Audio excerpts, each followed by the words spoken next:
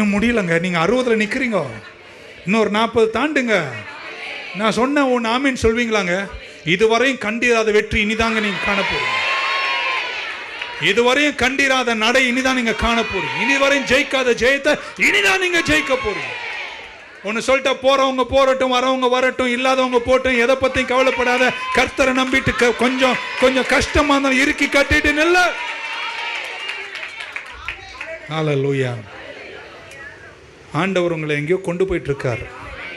அதனால பேச்சை மாத்து, மூஞ்சியை நல்லா மாத்து, சந்தோஷமாயிரு.